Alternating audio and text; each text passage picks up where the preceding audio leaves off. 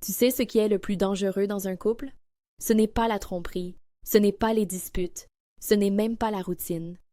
Le plus dangereux, c'est quand tout a l'air d'aller bien, mais que toi, à l'intérieur, tu ne vas plus nulle part. Vous êtes encore ensemble, vous dormez dans le même lit, vous riez parfois, vous faites l'amour, plus ou moins. Mais dis-moi une chose, honnêtement, quand est-ce que tu t'es senti profondément vivant pour la dernière fois dans cette relation? Si la question te met mal à l'aise, reste jusqu'au bout, parce que cette vidéo pourrait te sauver des années de mensonges intérieurs. On nous a appris une chose très dangereuse. Un couple qui dure est un couple qui fonctionne. C'est faux. Un couple peut durer par peur, par habitude, par confort, par pression sociale. En consultation, j'entends souvent « on ne se dispute pas, on se respecte, on est stable, mais jamais, je me sens désiré. Je me sens libre, je me sens vibrant. » La stabilité sans désir, ce n'est pas de l'amour, c'est une cohabitation émotionnelle.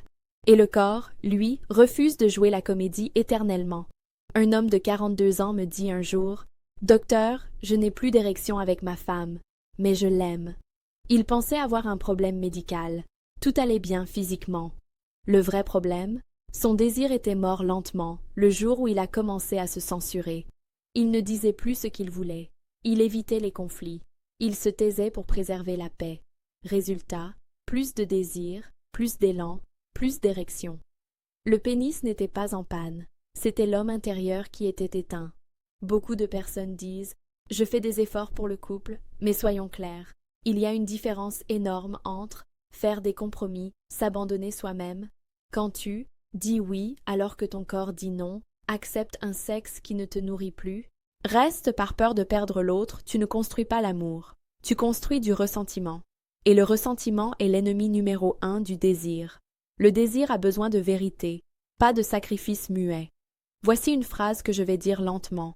Tu peux aimer quelqu'un, et pourtant te perdre complètement dans la relation. Aimer ne suffit pas. La gentillesse ne suffit pas. La fidélité ne suffit pas.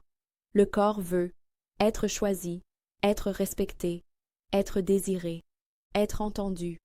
Quand ce n'est plus le cas, il coupe le courant. Et non, ce n'est pas être trop exigeant, c'est être vivant. Je vais te demander quelque chose. Ferme les yeux si tu peux, et réponds à cette question sans tricher. Si je savais que rien ne changerait jamais, est-ce que je choisirais encore cette relation?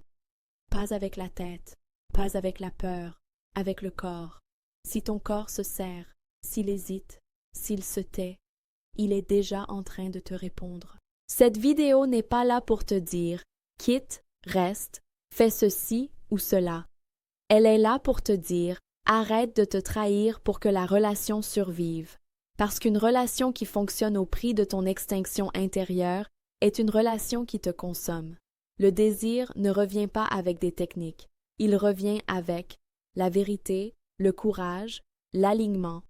Dis-moi en commentaire, est-ce que tu te reconnais dans ce que je viens de dire? Partage cette vidéo à quelqu'un qui sourit en couple, mais qui s'éteint en silence. Parce que parfois, le plus grand acte d'amour, ce n'est pas de rester, c'est d'arrêter de se mentir.